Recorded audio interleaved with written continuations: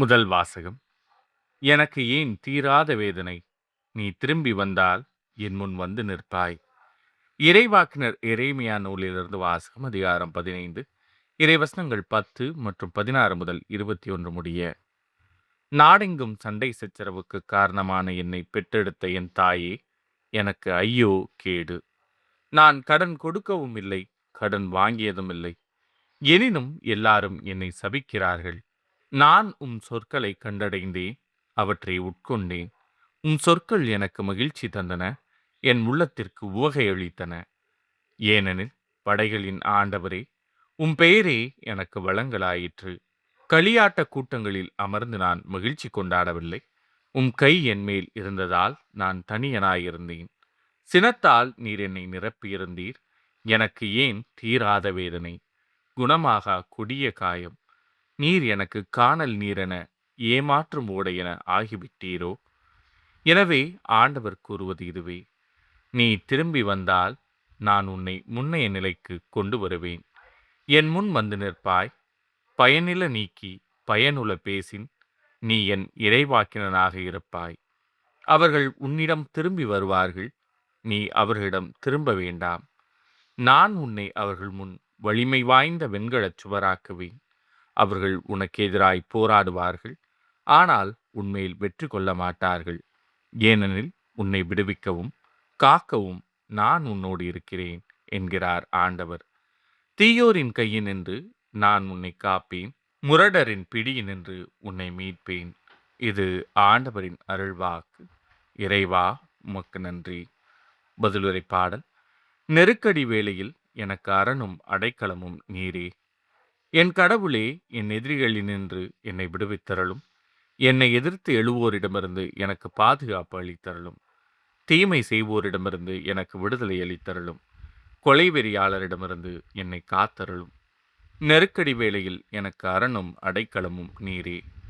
ஏனெனில் அவர்கள் என்னை கொல்வதற்காக பதுங்கியுள்ளனர். கொடியவர் என்னை தாக்க திட்டமிட்டுள்ளனர். நானோ ஆண்டவரே, குற்றம் ஏதும் இழைக்கவில்லை, பாவம் ஏதும் செய்யவில்லை.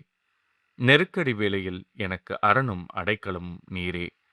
நீரே என் ஆற்றல், உமது உதவியை எதிர்பார்க்கின்றேன். ஏனெனில் கடவுளே, நீரே என் அரண். என் கடவுள் தமது பேரன்பால் என்னை எதிர்கொள்ள வருவார். கடவுள் என் எதிரிகளின் வீழ்ச்சியை நான் கண்ணார காணும்படி செய்வார்.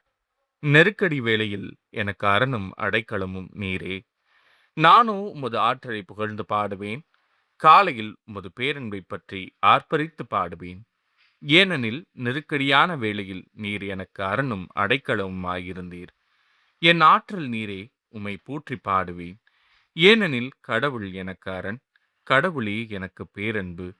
நெருக்கடி வேளையில் எனக்கு அரணும் அடைக்கலமும் நீரே. நற்செய்திக்கு முன் வாழ்த்துளி. அல்லேலூயா, அல்லேலூயா. உலகின் ஒளி நானே. என்னை பின்தொடர்பவர் வாழ்வுக்கு வழிகாட்டும் ஒளியை கொண்டிருப்பார் என்கிறார் ஆண்டவர். அல்லேலூயா. நற்செய்தி வாசகம். நீரே மெசியா, நீரே இறைமகன், நீரே உலகிற்கு வரவிருந்தவர் என நம்புகிறேன். யோவான் எழுதிய தூய நற்செய்தியிலிருந்து வாசகம். அதிகாரம் 11 இறைவசனங்கள் 19 முதல் 27 முடிய.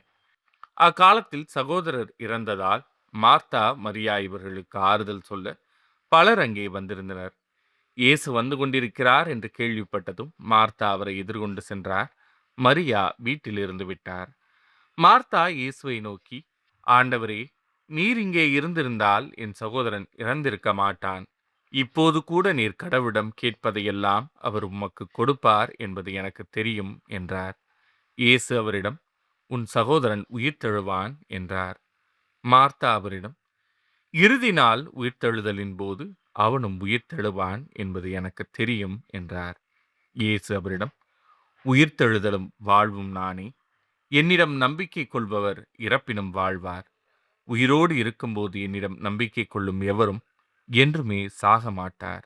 இதை நீ நம்புகிறாயா என்று கேட்டார். மார்த்தா அவரிடம், ஆம் ஆண்டவரே, நீரே மெசியா, நீரே இறைமகன், நீரே உலகிற்கு வரவிருந்தவர் என நம்புகிறேன் என்றார். இது ஆண்டவரின் அருள்வாக்கு. கிறிஸ்துவே உமக்கு புகழ்.